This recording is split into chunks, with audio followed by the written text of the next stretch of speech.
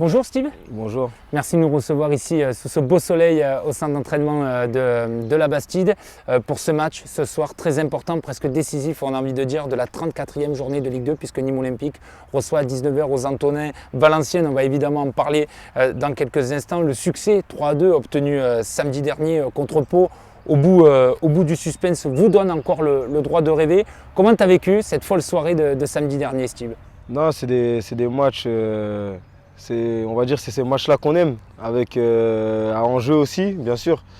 Mais on n'a pas lâché. Après, la beauté du foot, c'est que c'est 90 minutes et on a su, sur la dernière action, et il restait 16 secondes derrière le but. Donc ça a été beau, on va dire, ça a été beau. Et ça m'a fait aussi plaisir de pouvoir délivrer ma première passe décisive de la saison. Donc voilà, on a été heureux, on a pu savourer, mais voilà, on a repris l'entraînement et maintenant on est tourné vers Valenciennes. Justement, avant de parler de Valenciennes, un club que tu connais bien, raconte-nous quand même ce but. Qu'est-ce qui te traverse l'esprit dans les derniers instants quand tu reçois le ballon?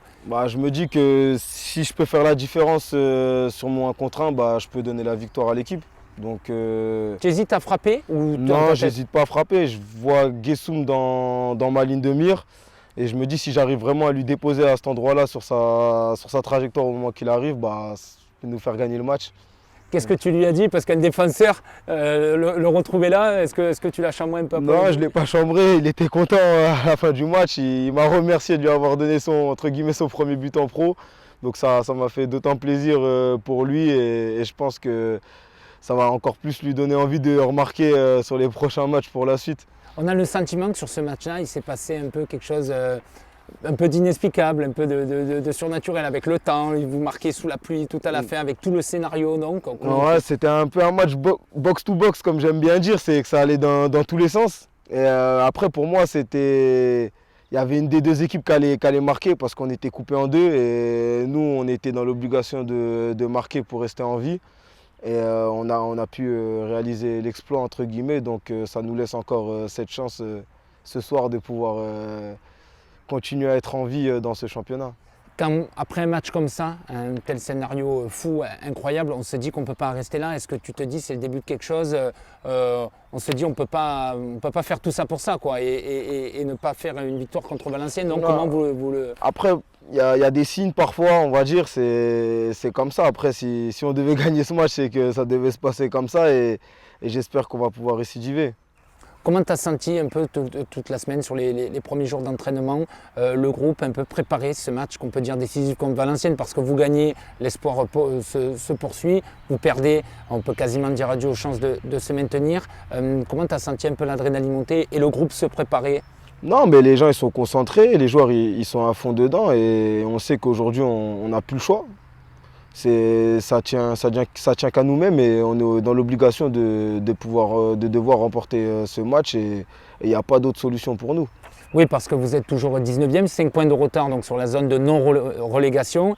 Et donc Valenciennes, votre adversaire du soir, est 15e. Donc c'est sûr qu'en cas de victoire, vous reviendrez à 2 points.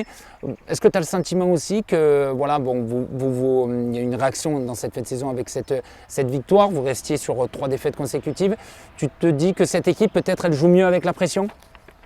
Pression, je ne saurais pas vous dire, mais je pense que... On n'a pas le choix, on n'a pas d'autre choix. Comme on dit, le destin il est entre nos mains, clairement. C'est de pouvoir gagner ce match et derrière on reviendra à 2 points comme tu l'as dit. Et après de s'accrocher jusqu'à la fin. Moi après je suis venu ici, j'y crois. Je suis compétitif. Donc je serai déterminé à mouiller le maillot contre Valenciennes, quoi qu'il arrive. Sur la semaine, notamment avant Pau, le coach avait changé quelques petits détails dans la préparation, notamment la veille de match où vous étiez revenus dîner tous ensemble à la Bastide. Voilà, c'est des petits détails qui font que pour la cohésion, voilà, encore plus de moments ensemble, peut-être ça soude encore plus quand on est au pied du mur comme ça. Après, peut-être aussi, après le coach il a dit qu'il allait changer certaines choses, on ne sait jamais. Et au final, on va dire que ça a fonctionné. Je ne pense pas que c'est dû que à ça. Et je pense qu'il y a eu la motivation de tout le monde. Et je pense que le fait qu'on n'ait pas lâché sur ce match, on a tout donné jusqu'au bout, c'est qu'on y a tous cru. Et il faut y croire dans la vie.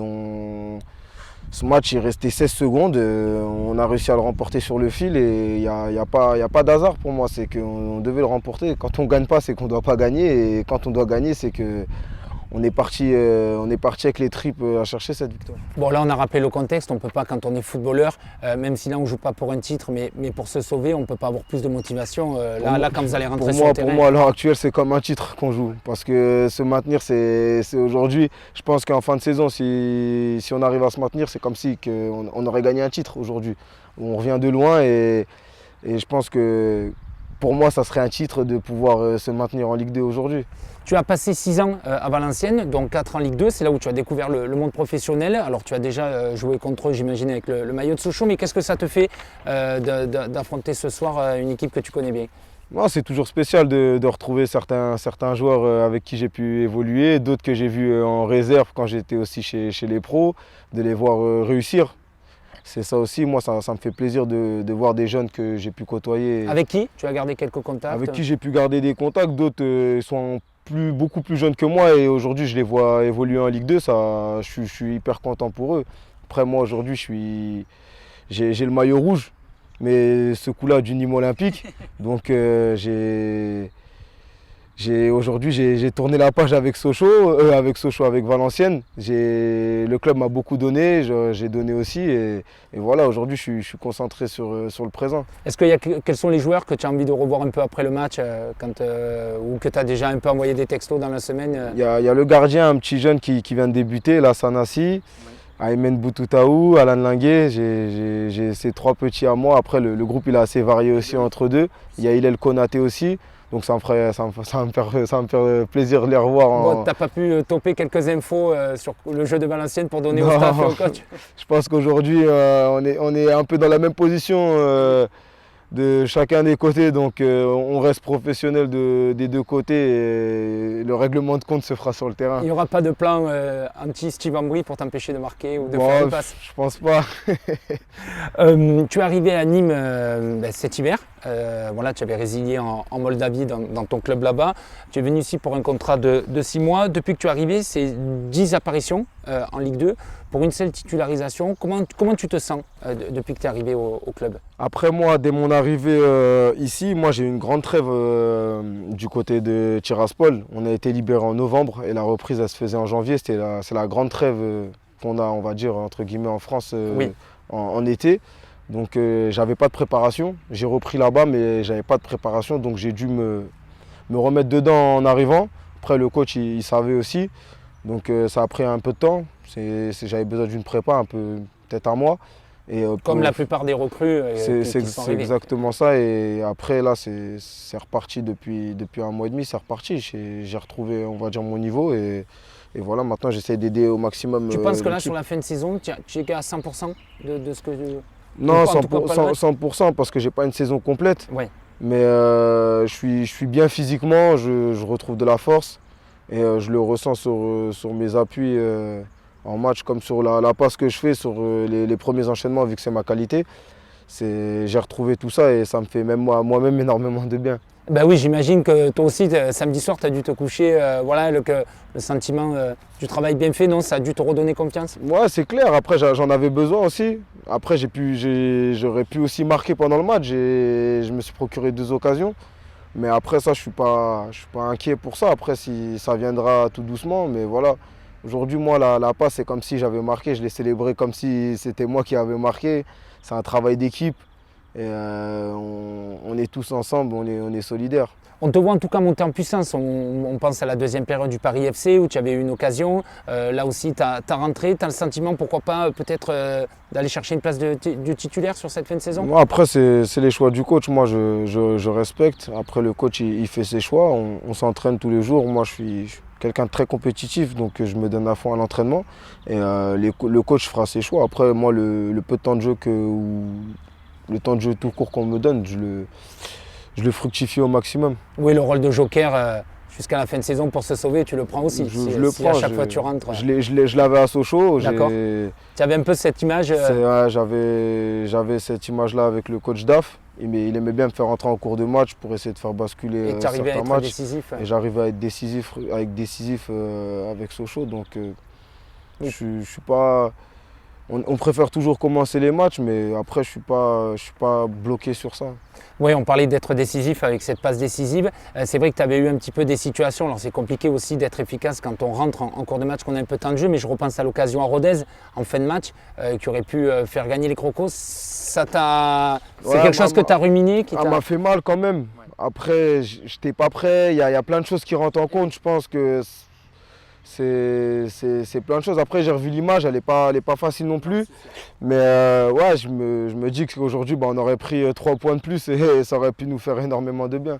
Bon, en tout cas, il faut regarder maintenant devant et ce qui reste. Et vous sentez, voilà, ça sera des finales à chaque match. Mais voilà, vous sentez qu'encore tout est possible et qu'il ne faut pas lâcher sur la fin de saison. Je pense qu'il reste 15 points à prendre. Si je ne me trompe pas. Ouais, 5 matchs. 15 points à prendre, il n'y a rien qui est impossible hein, pour ma part. Je suis convaincu qu'on peut le faire. Hein. En tout cas, même si tu rentres en jeu, tu avais perdu un peu le plaisir de jouer. En Moldavie, l'expérience avait été un peu compliquée, même si tu avais fait quelques matchs. Tu as vraiment retrouvé un peu ce plaisir de jouer à Nîmes? Ouais, j'ai retrouvé énormément de plaisir. Après, il y avait aussi la barrière de la langue, c'était un peu compliqué aussi. Mais ça ne s'est pas très bien passé là-bas, même avec le coach. J'ai pas compris. Même si j'ai pu marquer, j'ai pu ouvrir mon compteur en but là-bas. J'ai mis 6 buts. Mais c'est comme ça. Parfois, ça fait partie d'une carrière. J'avais pas eu encore ces problèmes-là, entre guillemets, des problèmes-là dans une carrière. Mais j'en ai appris aujourd'hui. Ça m'a rendu plus fort. Ça m'a forgé aussi mentalement. Donc je ne le prends pas comme un échec. Parce que ça m'a fait découvrir quelque chose de nouveau. Et voilà, je ne regrette rien aujourd'hui de mon passage en Moldavie. On est un peu tôt encore, la saison n'est pas finie, mais en cas de maintien en Ligue 2, rester à Nîmes, ça pourrait être quelque chose que tu envisages Après, pour le moment, je suis focalisé sur la fin de saison. D'abord. Et après, la suite, on verra comment ça se déroulera. Mais je suis focalisé vraiment sur cette fin de saison. Si tu devais écrire le scénario de la fin de la saison, là tu vas jouer contre Valenciennes, ton ancienne équipe. Il y aura aussi Sochaux, là où tu étais pendant 2 ans à la fin. J'imagine que tu as envie de marquer à cette fin de saison. Si tu devais imaginer un scénario, ça serait un but à la dernière minute contre Sochaux. Ouais, après, on a envie de marquer sur tous les matchs. Ouais. On a envie de marquer sur tous les matchs en tant qu'attaquant. Mais ça me ferait énormément de plaisir de pouvoir être décisif ou marquer ou aider l'équipe à gagner ce match. Peut-être pas faire une passe décisive, mais être important dans le match pour l'équipe et donner le meilleur de moi-même. Qu'on gagne ces matchs, que ça soit moche ou beau, je m'en fous clairement. Aujourd'hui, on a des combats, chaque match c'est un combat, c'est des finales, faut ressortir du match fatigué. Et il n'y a que comme ça où on ne pourra rien regretter, on va dire. Et j'imagine pour finir, vous aimeriez aller se maintenir avec un stade rempli. C'est vrai que comment vous le vivez, le fait qu'il y ait moins de 2000 spectateurs aux Antonnais? Disons que vous avez appris à vous battre sans cette arme supplémentaire qui est le soutien du public. Ouais, c'est pas facile. Après, parfois on n'a pas le choix. Parfois on n'a pas le choix, mais c'est comme ça. On doit se battre sur le terrain. Et après, c'est clair que quand il y a plus de monde au stade pour nous encourager, et c'est très important. C'est ce que les supporters et peut-être certains ne savent pas, c'est que ça nous fait énormément de bien d'être soutenus tous les week-ends et on est dans le besoin. Après, on verra comment ça va se passer, mais s'il y a du monde au stade, tant mieux. Franchement, ça nous fera que du bien. Ça pourra nous faire que du bien pour le match. Eh bien, on espère en tout cas, l'appel est lancé pour ce match ce soir à 19h aux Antonnais. Nîmes Olympique reçoit Valenciennes. Une victoire obligatoire pour les Crocos pour croire encore à ce métier. Merci beaucoup Steve Ambry d'avoir été avec nous et puis bon match pour ce soir pour les Crocos. Allez, impeccable. Merci à toi. De rien.